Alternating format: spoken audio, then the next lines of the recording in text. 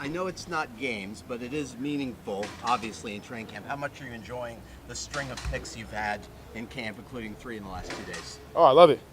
I love it. Interceptions are the best thing for a DB to get, besides interception and touchdown, which I got today. But no, I love it, man. It's fun. I love playing against our offense. They're electric, so and they love talking mess. I love talking mess. It makes us play better.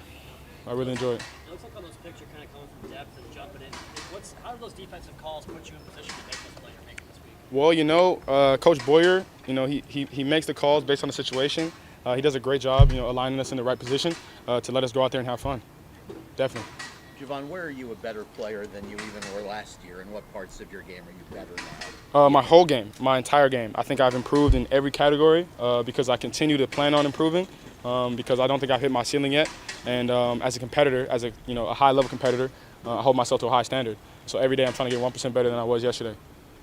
Who are a few safeties that you have admired and appreciated throughout your football playing life? In my life, okay.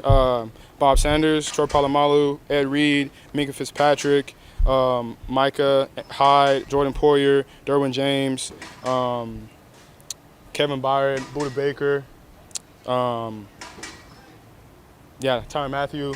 There's a lot. Some of those guys share an agent with you. Is that what I saw on social media? Some of those guys do. So is there did I see on social media a text thread where you guys kind of communicate, some of you guys? Oh no, I'm not in that. I'm not at that level yet. No.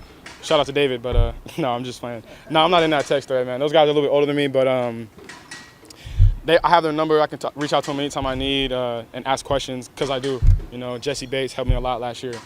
So those guys are everybody in that in the safety community, in the football community in general, is always cool about spreading love, spreading ideas, and everything like that. Is there one thing Jesse said that was kind of not so obvious but helpful? Yeah, absolutely, definitely. You can share from Jesse? Nah, man, I'm gonna keep those secrets to myself. Honestly, my boy, I'm sorry about that. I know team goals are #1 for you, but from a personal standpoint, is there any desire to be a Pro Bowl player, which you're looking like out there this year? Is that at all in your mind? Absolutely. I mean, I desire to be the best player that I can be, you know what I'm saying? And those type of things are the standard that I hold myself at. And I want to rise to those occasions, absolutely. As a competitor, I feel like you should strive to be the best you can be. And if that's in your goal, then you should definitely be there, for sure. You mentioned somebody here, people obviously have been ranked What from him did you take and did it apply to what you do? I try to take his whole game, everything he does, really. He was a phenomenal player. He played with such energy, such grit and furious intention. So really his attitude and the way that he plays in the post is really what I was trying to focus on. The playlist today was awesome for some of you. What went into that? Well, the last 2 playlists I had were, for everybody else, make sure everybody had a good vibe. But today was specifically for me. So, I had some Mike Jackson on there, had some Luther Vandross inside. I had some Polynesian music, but they didn't get to it in the playlist. The playlist was a little long. SOB, Mac Dre, all that. Had a whole bunch in there. Do you and Tua have conversations after practice or the next morning about the picks that you make ever in terms of what you saw, since you are on the same team? Nah, I usually ask him about plays that I messed up on or things like that. I'm not really looking for him to explain, like what I did right or what he saw in that specific play. I'm more looking for things that bother me when I go to sleep at night and how I can correct them, because Tua is helping me tremendously, him and Teddy. But because Tua is a left-hander, it challenges me a lot because I'm seeing things from a different side. You know what I mean? He can open his shoulder in a different way. But Tua is a hell of a competitor, and his desire to be great is the same as mine, and that resonates with me, and that's why I'm continuing to ask him questions, and I'm trying to compete with him every day in practice. Do Tua or Teddy or Skylar Thompson ever ask you what you saw on a pick or on a ball that you deflected? Yeah, of course. Because like me, like I said, we're like-minded competitors, and they want to know what they did wrong or how they could get better. So the atmosphere in the locker room between us 4 is awesome, really. I would want to go watch film with them too. So that's something that I plan on doing in the future. Late game situations, two-minute drill, all 3 units had this. What's the key to success in those late game scenarios? You gotta do your job. That's what it comes down to.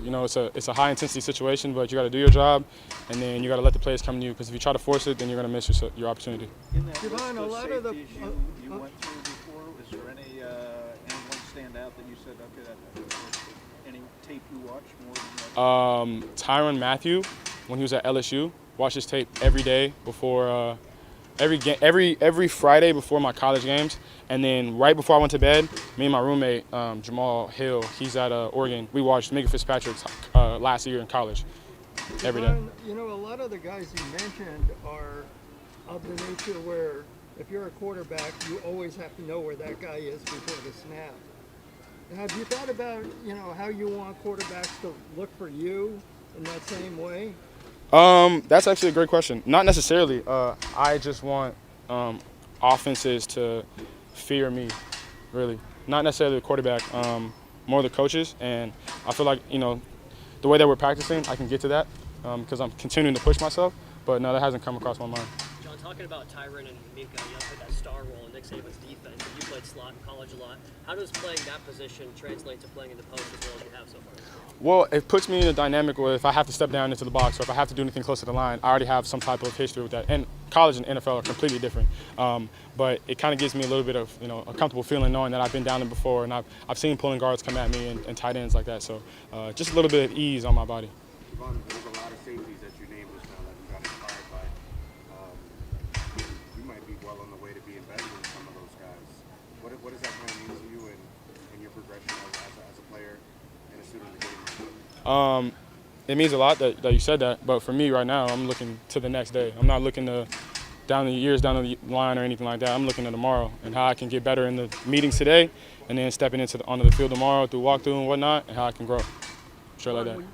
Sorry. Go ahead. When you get to a deep ball, whether it's an interception or a pass breakup, and use range, obviously speed is a key attribute. But what portion of that play involves preparation and anticipation? The whole play? Can you tell me a little more about the combination of physical tools with anticipation and instincts?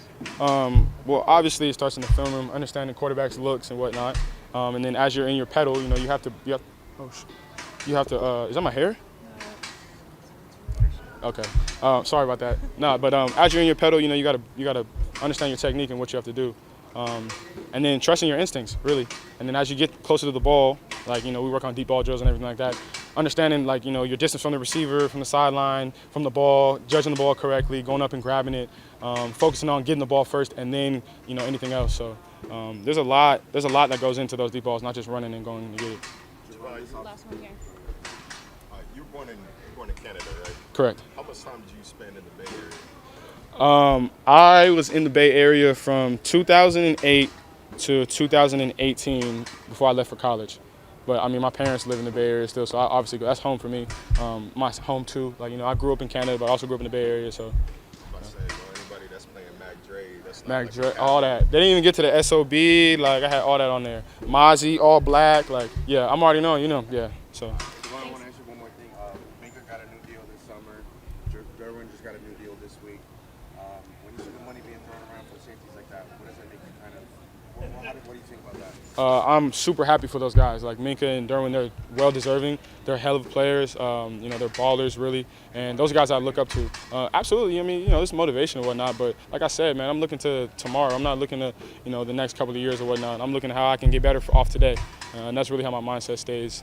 So, definitely.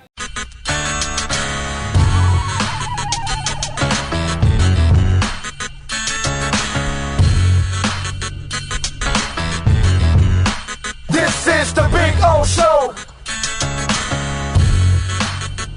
This is the Big O Show.